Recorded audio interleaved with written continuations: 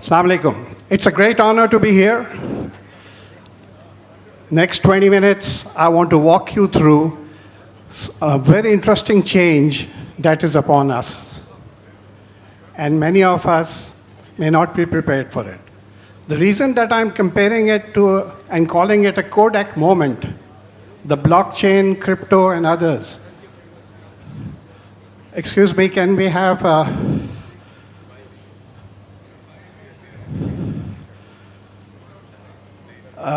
Khurram, can you help me? Okay, sorry. It's very important to meet an advisor to the Prime Minister. Okay, so let me take you through. Can I have the clicker back here?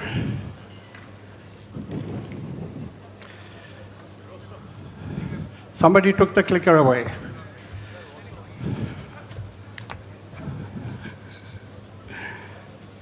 Anyway, can you move it from there?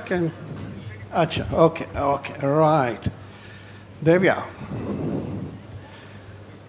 Okay, I'm talking about the Kodak moment. Just to recap what it means, and this is a normal jargon that is used in management and strategy. Kodak had an opportunity to continue to be the leaders in the film and camera industry. They had major worldwide share. And they are the ones who first developed the digital camera. But their board and their leadership said, we cannot kill our own business, and decided not to take leadership. What happened? The Japanese, Sony, and others came forward, and within 3 years or so, this real business died. And then you have seen that 10 years later, iPhone and other cameras, other phones had excellent cameras, and they killed the digital camera. So what I'm trying to put in perspective here is that technology is constantly changing. Just think 20 years ago, especially the youngsters at the back. What were you using 20 years ago? Were you using WhatsApp? WhatsApp is something that came around in the last decade and has wide acceptance now. Were you using Uber, Airbnb, and other applications? Were you able to order food from Food Panda the way you are able to order now? And lately, last 2 years, many youngsters especially are using artificial intelligence, ChatGPT. So many of you are writing articles and research papers and HR-related job descriptions based on ChatGPT. I put some Facebook posts, and people say, wow, you have written very well. And sometimes I say, yes, it's my friend that is helping me. Okay, so I want to dive into the crypto, which is a market, the coins, etc., which came 15 years ago, and that moved the market. I just want to know how many people in this audience have invested or have a wallet, a crypto wallet. Could you raise your hands? Are there any crypto wallet holders here? I see some in the front. At the back, कोई crypto wallet holder नहीं है, Binance का account नहीं है, MetaMask या किसी और का नहीं. So at the moment, the reality on the ground is much different. So I want to spend 2 charts on describing what blockchain is.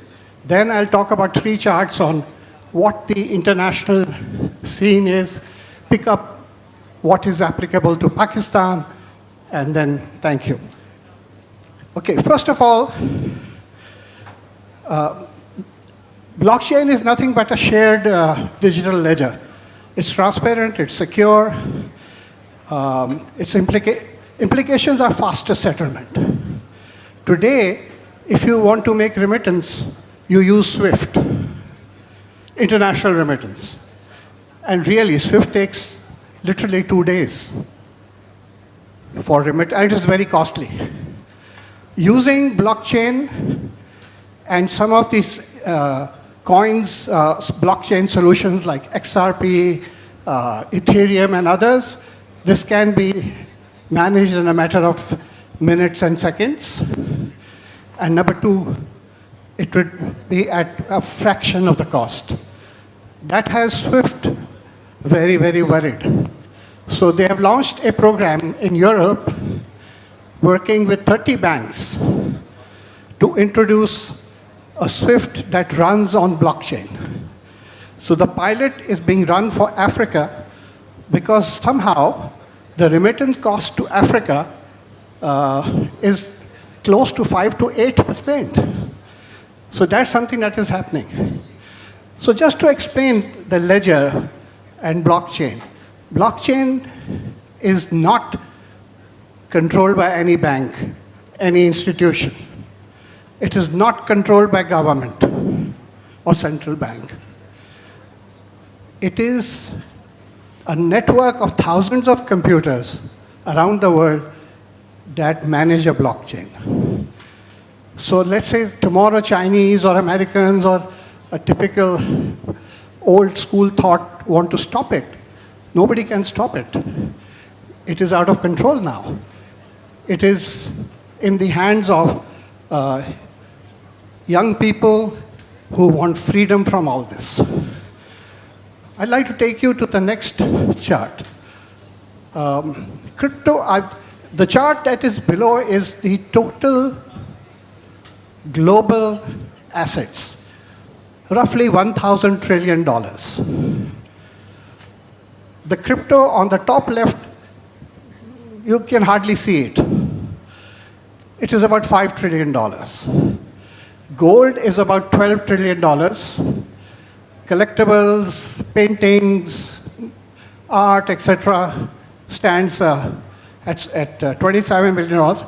But what is interesting is that equities 135 and bonds 300 trillion. This is the real target that can be converted and will be converted. So when we start looking at it, major countries have legalized crypto. Pakistan has also introduced the P-Wara ordinance. And countries like Dubai and etc., the banks, RAK Bank and ENBD have already adopted crypto and opening crypto accounts directly. So crypto profit returns for the last 7 years exceed 50% per year. It is very volatile, but if you are an investor who manages it well, like asset management leaders do, so it has got the attention of big names, of BlackRock. BlackRock has introduced an ETF around Bitcoin. MNR, other companies have introduced ETF on Ethereum. So about 12 other new ETFs will be approved in October. So this will take the investment in crypto, even if it takes it to 5%, 5% from a pool of, let's say, $500 trillion, we are talking of $25 trillion. It will be bigger than gold. It will be bigger than art and other. But the estimate actually is more. The wealth managers today are advising 10 to 15% investment in crypto and similar 10 to 15% investment in gold, depending on your appetite and your life cycle. My wealth advisor, 4 years ago, when I told him I'll invest $100,000 in gold and $100,000 in crypto, he was very angry with me. So I did not. But this year I have. Although my son sitting here is not very happy with that. Okay. One other coin I want to introduce, which is stable coin. I just mentioned that Bitcoin's price last year ranged between 50,000 to 100,000. This year also it has been between 70,000 to 125,000. So with so much volatility, it's not stable enough for day-to-day transactions. The American Treasury and Fed were very smart, and they've come up with a great plan. So the stable coin is nothing but a coin that is equivalent to a US dollar. If somebody issues a stable coin, it has to buy US Treasury. It is 100% backed, $1 to $1. And that stable coin, USDT, USDC, and whatever other coins will come, which are called stable coins, are used actually to buy cryptocurrency. You cannot go and buy cryptocurrency with US dollars, or Pak rupees, or pound. You have to first buy the token, USDT or USDC, which is a stable coin. So stable coin is something that is a development of the last 6 months, when US government has allowed it to be adopted. They have even allowed 401k investments, the pension investments of the US. So look at the pension funds, trillions of dollars. If they send 5% of their money in crypto, this thing will take off. This is some of the things I'm talking about. The BlackRock, the Fed. Thailand just announced tax-free no capital gain tax, like Dubai and maybe some other places. Many countries of the world are investing in Bitcoin. Bhutan is one of the leading countries. So there are dozens of countries that are investing in it. I read a story that LUMS in Lahore, our university, on its balance sheet, had some cryptocurrency. So that needs to be verified. Pakistan has announced the PVARA, a Pakistan Virtual Authority, some regulatory authority, Virtual Assets Regulatory Authority. It's a tongue twister. So let's see where we are. It's very interesting. I'm blown away when I read this. Pakistan is number 3 globally. Just let this sink in, everybody. Everybody at the back, please let this sink in. We have 40 million wallets. And in this hall, I just saw about 10 or 15 hands. It is the common boys and girls and young men out there, even 12, 15-year-olds that are opening wallets. I interact with some of them. This number is from chain analysis. It's not out of a hat. This was presented at the PVARA board. Pakistanis have $20 billion on these wallets. We were begging IMF for $1 billion, and Pakistanis have 20 billion there. And the annual trading is 300 billion, and this is again a number from chain analysis. So we are very well positioned to play a big role in the world, and I'm very glad that we are doing it. The policy and infrastructure signals are positive all around the world. Pakistan Crypto Council was established 6 or 7 months ago. So Khurram, this is something, feather in your cap. PVARA ordinance was introduced. Last week, Pakistan government formed a state-owned enterprise called with a strategic digital wallet.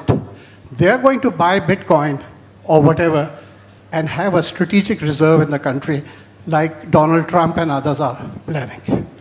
State Bank is going to issue a digital currency.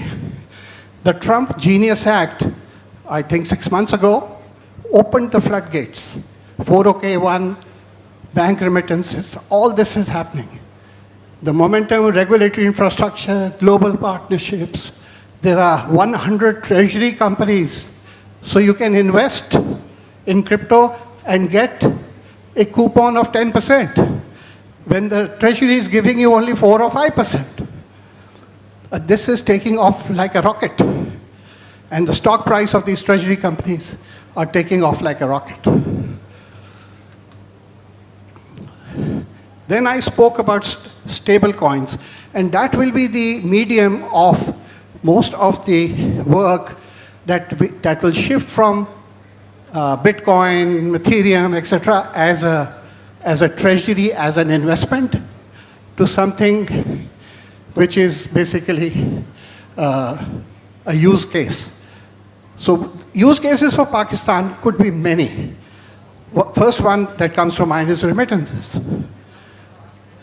We have millions of Pakistanis abroad. We have remittances to Pakistan which are higher than our exports sometimes. Then trade finance and exports. We're looking at digitized letter of credits.